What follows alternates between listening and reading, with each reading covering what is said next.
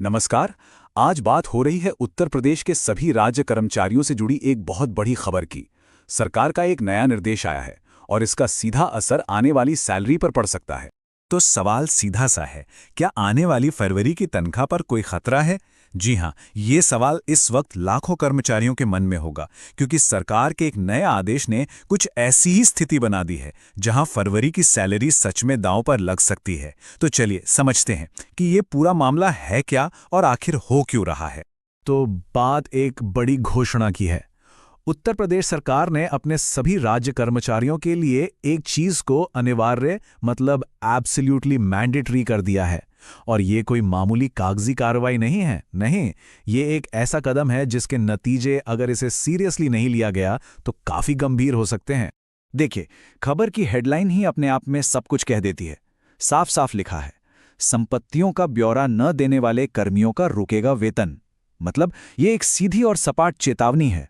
सरकार बिल्कुल क्लियर कर रही है कि इस निर्देश को हल्के में लेने की गलती ना की जाए। तो ये तो समझ आ गया कि मामला सीरियस है, लेकिन सवाल ये उठता है कि ये नया नियम आखिर लागू किस किस पर होता है। चलिए देखते हैं कि कौन कौन इसके दायरे में आता है। और जवाब बिल्कुल सीधा है। उत्तर प्रदेश का हर एक राज्य कर्मचारी और अधिकारी। जी हां, हर एक। इसमें कोई भी अपवाद या एक्सेप्शन नहीं है। और यह संख्या छोटी मोटी नहीं है। हम यहाँ कुछ 100 या 1000 लोगों की बात नहीं कर रहे हैं। ये निर्देश लगभग 8 लाख लोगों को सीधे सीधे प्रभावित करता है। 8 लाख! सोचिए जरा, ये दिखाता है कि यह फैसला कितने बड़े पैमाने पर लागू हो रहा है। ठीक है, तो अगर कोई इन 8 लाख कर्मचारियों में से एक है, तो अब सबसे जरूरी सवाल, करना क्या है और कैसे करना है। आइए इस पूरी प्रक्रिया को स्टेप बाय स्टेप समझते हैं। तो देखिए, ये सारा काम ऑनलाइन होना है और इसके लिए एक ही जगह है, मानव संपदा पोर्टल। अब ये पोर्टल क्या है? ये यूपी सरकार का ऑफिशियल एचआर प्लेटफॉर्म है। मतलब सारी जानकारी इसी पोर्टल पर जाकर देनी होगी। प्रोसेस को बहुत सिंपल रखा गया है, बस 3 स्टेप्स हैं। स्टेप 1 मानव संपदा पोर्टल पर जाना है।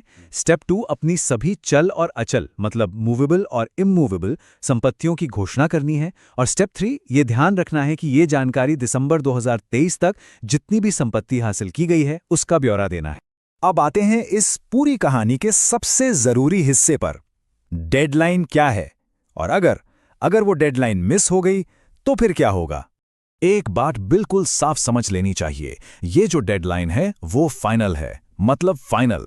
इसमें कोई भी ढील या एक्सटेंशन की कोई गुंजाइश नहीं है। सरकार ने ये साफ कर दिया है।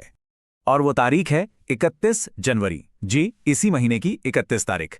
इस डेट को तो कैलेंडर पर बड़ा सा गोला बनाकर मार्क कर लेना चाहिए, क्योंकि इसे भूलना मतलब सीधे सीधे मुश्किल को दावत देना है। तो देखिए, अब नतीजा बिल्कुल ब्लैक एंड व्हाइट है। 2 ही रास्ते हैं। एक तरफ वो लोग जो 31 जनवरी तक ये काम पूरा कर देंगे, उनकी फरवरी की सैलरी भी आएगी और प्रमोशन पर भी कोई असर नहीं पड़ेगा। और दूसरी तरफ वो लोग जो ये काम नहीं करेंगे, उनकी सैलरी रोक दी जाएगी और प्रमोशन पर भी रोक लग जाएगी। चॉइस बिल्कुल क्लियर है। तो चलिए एक बार फटाफट से सारी जरूरी बातों को समेट लेते हैं। इस पूरे मामले के की टेकअवेज क्या हैं? तो मोटी मोटी बात यह है, कौन? लगभग 8 लाख यूपी के राज्य कर्मचारी। क्या करना है? मानव संपदा पोर्टल पर अपनी संपत्ति की घोषणा करनी है। कब तक? 31 जनवरी तक। और अगर नहीं किया तो फरवरी की सैलरी और प्रमोशन दोनों पर असर पड़ेगा। और आखिर में एक सवाल, ये जो कदम उठाया गया है, ये सिर्फ एक प्रशासनिक काम नहीं है। ये शासन में पारदर्शिता यानी ट्रांसपेरेंसी की तरफ एक बड़ा इशारा है। तो सोचने वाली बात यह है कि भविष्य में प्रशासन में पारदर्शिता की ये मांग